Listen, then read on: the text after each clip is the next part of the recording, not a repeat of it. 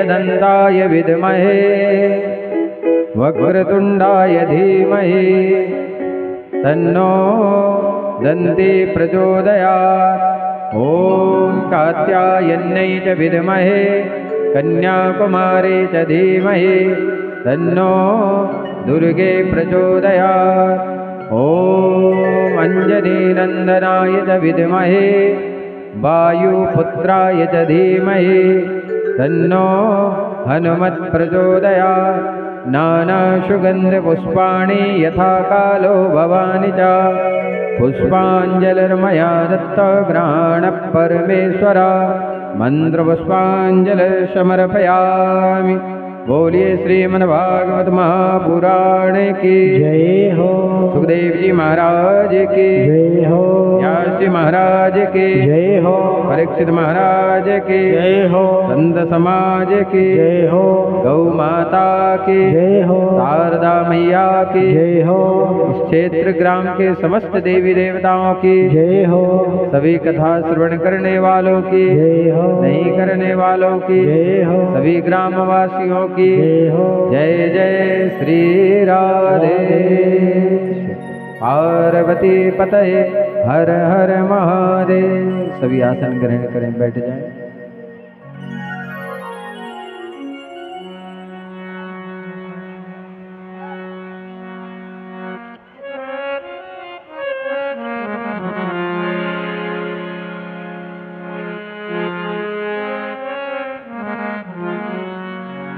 श्री राधे। ई को डालो थोड़ा।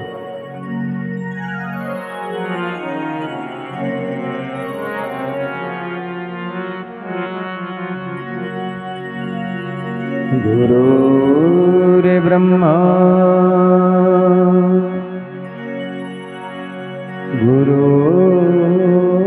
गुरुर्विष्णु गुरुर्देवो महेश्वरा।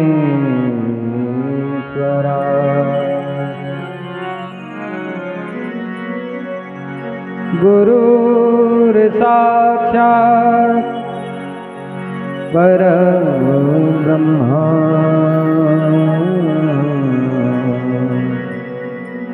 तस्मै श्री गुरुवे नमः।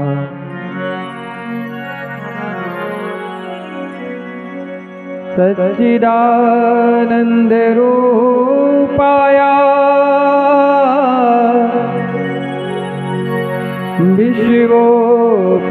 विश्वोपत्यादि हेतुवे तापत्रय विनाशाय श्रीकृष्णाय वयं नमः।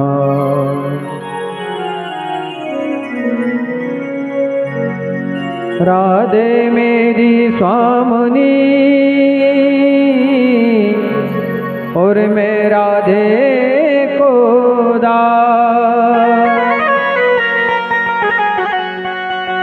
जन्म जन्म मोहि दीजियो श्री वृंदावन को वास।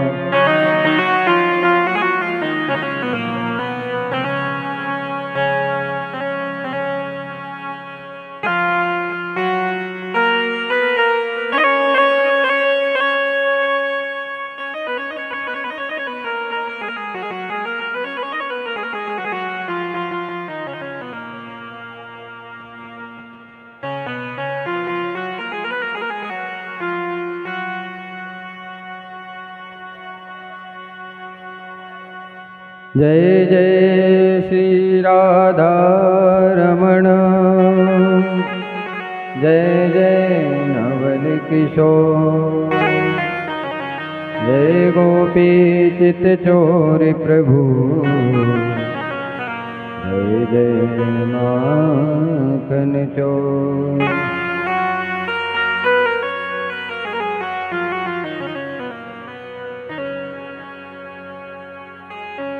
आए हनुमंत विराजिए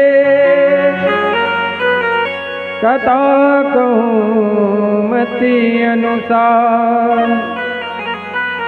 प्रेम सहित गादी धरूं पधारे पवन कुमार।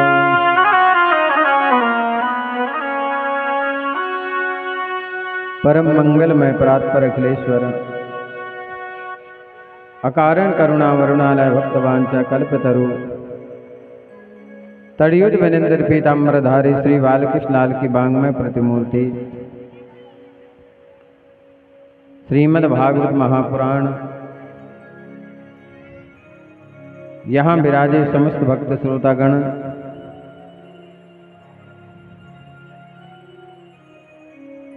श्रीमद् भागवत कथा का तृतीय दिवस कथा प्रारंभ करने के पूर्व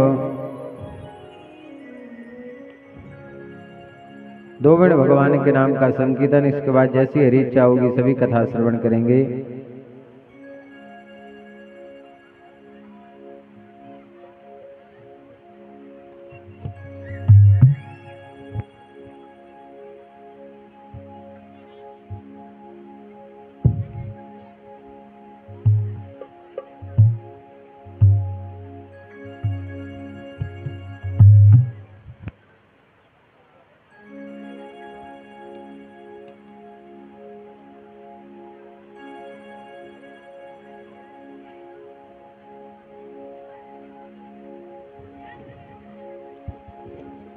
दो मिनट भगवान के नाम का संकीर्तन करें, इसके बाद आगे कथा में प्रवेश।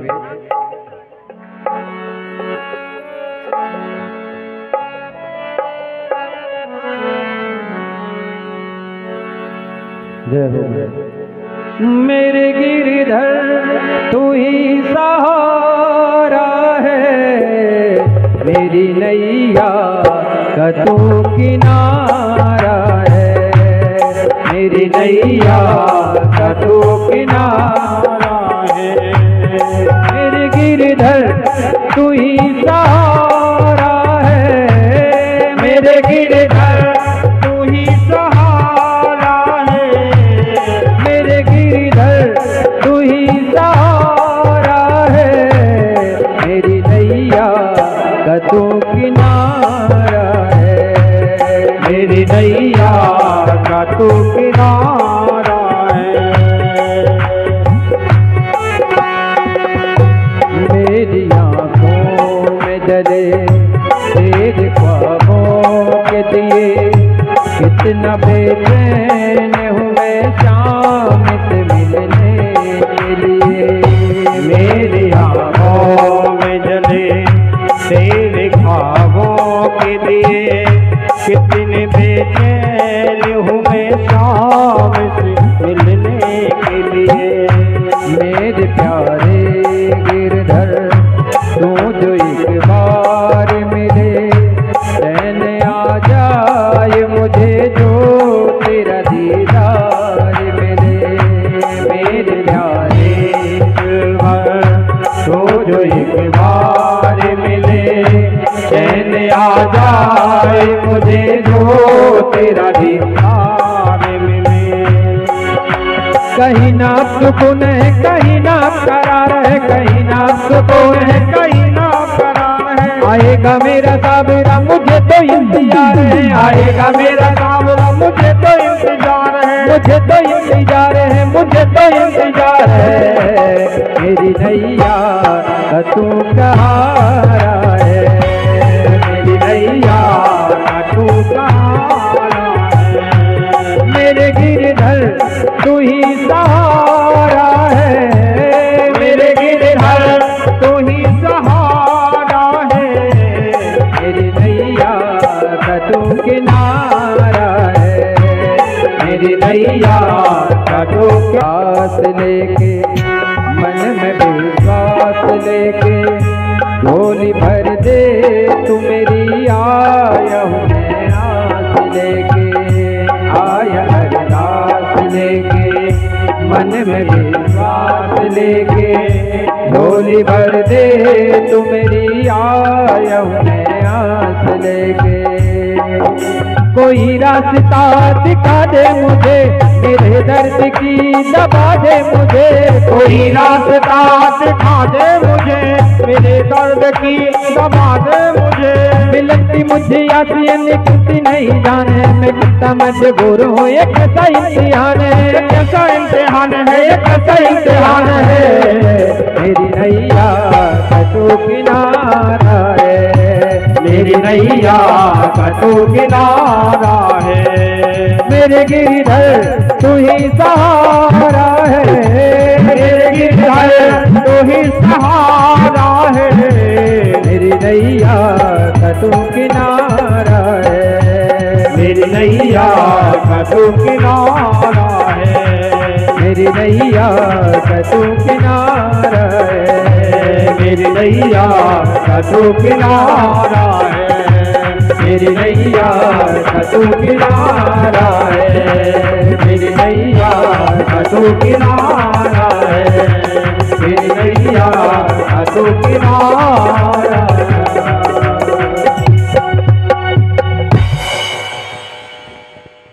बोले वृंदावन बिहारी लाल की। आज दोपहर कालीन बेला में थोड़ा कथा में को कम कर दिया करो, भजन में बढ़ा दिया करो।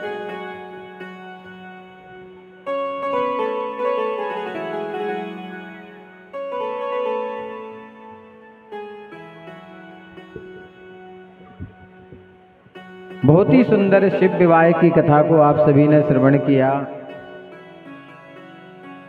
भागवत कथा, राम कथा कई मिल सकती, पर शिव विवाह की कथा सुनने का अवसर सबको प्राप्त नहीं हो पाता। जिस पर भोलेनाथ भगवान की कृपा हो वही शिव विवाह की कथा को श्रवण कर पाता है, क्योंकि शिवम करो तो कल्याणम। यदि किसी को लक्ष्मी चाहिए तो शिव आराधना करना चाहिए। घर में शांति चाहिए, कोई बीमार ना हो तो नवचंडी करनी चाहिए, दुर्गा हवन। और आप चाहते हैं कि सब कुछ मिले तो फिर भागवत करनी चाहिए। बहुत अच्छा ये ग्राम है, ज्यादा से ज्यादा सहयोग भी नहीं किसी से लिया गया है। हमने सुना है शायद 1500 रुपये सहयोग एक व्यक्ति से लिया गया है। अब पता नहीं कितना है कि कम है कि ज्यादा है, लेकिन सुना है। और 12 किलो अन्नदान भी, क्योंकि पैसे से बढ़कर होता है अन्नदान, इससे बड़ा कोई दान नहीं होता महाराज।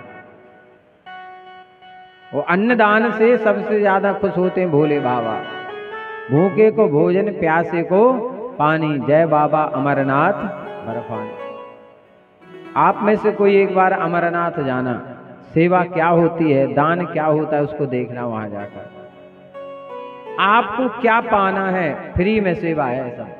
आपको हमें रसगुल्ला खाना है वो मिलेंगे, आपको हमें रबड़ी खाना है वो मिलेंगे, आपको हमें कड़ी चावल खाना है वो मिलेंगे। वो पैसे में नहीं, फ्री मिलेंगे। वो कहते हैं मुंह जूठा कर लो, अमरनाथ यात्रा में सब फ्री है। लोग कहते हैं कि जो भक्तगण यहाँ आ रहे हैं, यदि हमारे इस पांडाल ने मुख झूठा कर लिया तो हमें भी थोड़ा फल मिल जाएगा। इसलिए अन्नदानम महादानम, अन्न के दान की महिमा बड़ी कही गई है। भगवान की ऐसी कृपा है, हमें तो कभी खरीदना ही नहीं पड़ता है। जहाँ कथा करने जाते हैं तो कुछ लोग थोड़ा बहुत दे देते हैं, उसी से हम तो गाड़ी चला रहे हैं अपनी। आप लोग नहीं होते तो हम भी शायद नहीं होते, क्योंकि पंडित जी के पास क्या है?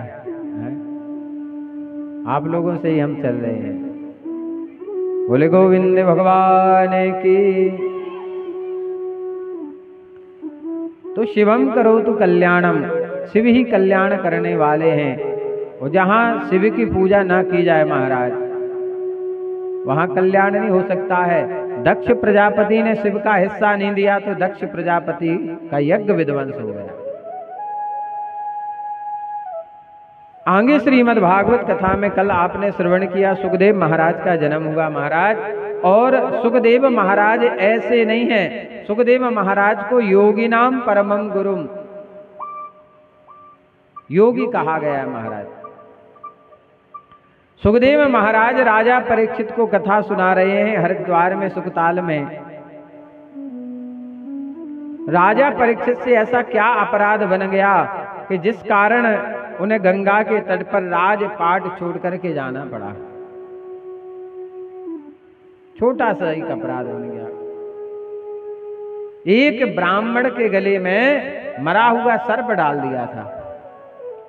एक छत्र सम्राट भारतवर्ष के राजा दक्ष प्रजापति, राजा परीक्षित महाराज, राजा दशरथ महाराज, दशानन रावण, कंस, हिरण्यकश्यप महाराज, जहां जहां जिन्होंने ब्राह्मण का अनादर किया है, अपमान किया है, उसका विनाश हो गया है। भले ब्राह्मण कैसा पतित हो, पर हमें अपने मुख से उसके बारे में कुछ नहीं कहना चाहिए। यदि कोई ब्राह्मण से गलत बोलता है तो समझ लेना उसके ऊपर कलयुग भी बैठा है। कलयुग चाहता है कि कलयुग में ब्राह्मण की सेवा ना हो, धर्म ना हो, कोई मंदिर ना जाए, कोई दान ना करे, कोई ब्राह्मण सेवा ना करे, कोई गौ सेवा ना करे, क्योंकि सनातन धर्म की जड़ यही है। बोले सनातन धर्म नष्ट कर दो, ये संसार अपने आप नष्ट हो जाएगा। आज गौ माता दर दर भटक रही है महाराज, ब्राह्मण परेशान हो रहे महाराज। यज्ञ पूजा पाठ में विघ्न आता है महाराज। गांव का दीपावली के दिन हर मंदिर सुंदर पुत जाता है, हर घर पुत जाता है, पर गांव के जो मंदिर है महाराज हमने देखा वहां पुताई नहीं कोई करता है। नियम है कि सबसे पहले गांव का मंदिर पोतना चाहिए दीपावली के पहले, फिर घरों को पोतना चाहिए। महाराज जब मंदिर चमकेगा तो आपका गांव भी चमकेगा। यहाँ प्रकाश होगा तो आपके ग्राम में प्रकाश होगा। यहाँ यज्ञ होगा तो सारे गांव का कल्याण होगा महाराज। क्योंकि बड़ी बड़ी बीमारियों से, बड़ी बड़ी विपत्तियों से यही बचा सकते महाराज। कोरोना काल में से भगवान ने बचाया है सबको, पैसा भी काम नहीं आया महाराज। इसलिए किसी भी स्थिति में हमें अपने धर्म को नहीं छोड़ना है और प्रयास करना है कि हमें गलत कार्य नहीं करना। कभी भी अपने माता पिता का अनादर मत करो, माता पिता की सदैव सेवा करो। राक्षस कौन कहा गया है कलयुग में? मां नहीं मात पिता नहीं देवा, मां नहीं मात पिता नहीं देवा, साधु सन कर मावई सेवा, साधु सन करो मावई सेवा। जिनके यह आचरण भवानी, जिनके यह आचरण भवानी, तई समझो निज जर सम प्राणी, तई समझो निज जर सम प्राणी। कलयुग में सबसे ज्यादा दुखी माता पिता भी हैं। नवरात्रि में अष्टभुजा की पूजा करते हैं जगदम्बा की, और कामना करते कि माँ हमारा कल्याण करना। जो मूर्ति बोलती नहीं है, वो जो साक्षात घर में माँ है, जगत जननी है, जन्मदात्री है, पालन हारिणी है, हम उसकी सेवा नहीं करते हैं, उसका दिल दुखाते हैं। अरे जब 2 हाथ की माँ से मैं आशीर्वाद नहीं मिल पा रहा है तो 8 हाथों वाली माँ कैसे आशीर्वाद देगी? पहले जो घर में माँ बैठी उससे आशीर्वाद लो। यदि उसने आशीर्वाद दे दिया तो अष्टभुजा वाली माँ तो अपने आप आशीर्वाद दे देगी। महाराज शिव पुराण में हमने पढ़ा है कि माता पिता के रहते हुए संतान को तीर्थ नहीं करना चाहिए। वो जो माता पिता के रहते तीर्थ कर लेती संतान, वो पाप भोगती है महाराज, उसे नरक में जाना पड़ता है। क्योंकि गणेश जी महाराज ने शिव और पार्वती जी की परिक्रमा की और प्रथम पूज्य बन गए। जे तीर्थानि चरन्ति श्रीकास्तानि खंगिणः तेखा गुण सहस्त्र योजने वधन्वानि तन्मसि, प्रथम पूज्य बन गए। पर आजकल की संतान महाराज इतनी विपरीत हो गई है कि माता पिता की तरफ ध्यान ही नहीं है, ना बेटियों का ध्यान है ना बेटों का ध्यान है। किस मर्यादा में रहना चाहिए, कैसे रहना चाहिए, बेटियों को भी सोचना चाहिए कि हमें कोई ऐसा कार्य नहीं करना है जिसमें हमारे माता पिता की नाक कट जाए। पुत्रों को भी सोचना चाहिए कि हमें कोई ऐसा कार्य नहीं करना है जिसमें हमारे माता पिता को झुकना पड़े। बेटियों को बनना है तो महाराज झांसी की रानी बने, नाम हो जाएगा विश्व में, है। बेटों को बनना है भगत सिंह बने, चंद्रशेखर आजाद बने, है। इससे माता पिता का नाम होगा, गांव का नाम होगा, है। उल्टा सीधा खा करके, उल्टा सीधा देख करके, उल्टी सीधी संगति करके अपना जीवन बर्बाद कर रहे हैं। कुछ नहीं मिलेगा महाराज, बाद में सिर्फ पछताना पड़ेगा। फिर क्या होगा, अब पछताए होत का जब चिड़िया चुग गई खेत। अब आजकल के बच्चे इस बात पे ध्यान नहीं दे रहे महाराज, बिगड़ते जा रहे हैं। बेटियां बिगड़ रही हैं, बच्चे बिगड़ रहे हैं महाराज। माता पिता भी सोच लेते हैं तुम्हारा जीवन है, हम कब तक के हैं, फिर तो रोना ही पड़ेगा। बेटा बिगड़ा रहता है, पिता की मृत्यु हो जाए और जब भार सिर पे आ जाता है तब समझ में आ जाता है कि पिताजी क्या थे, और उसी के पहले समझ जाओ तो क्या दिक्कत है। हर बात को तुम भूलो भले, माँ बाप को मत भूलना, उपकार इनके लाखों, इस बात को मत भूलना महाराज।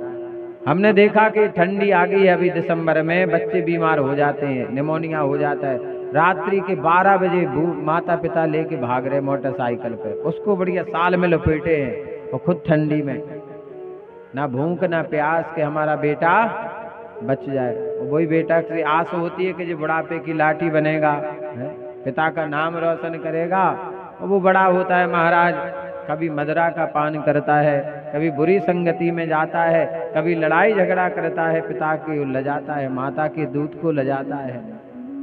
माँ कहती मैंने ऐसा दूध तो नहीं पिलाया बेटे को कि जो माँ को लजाए।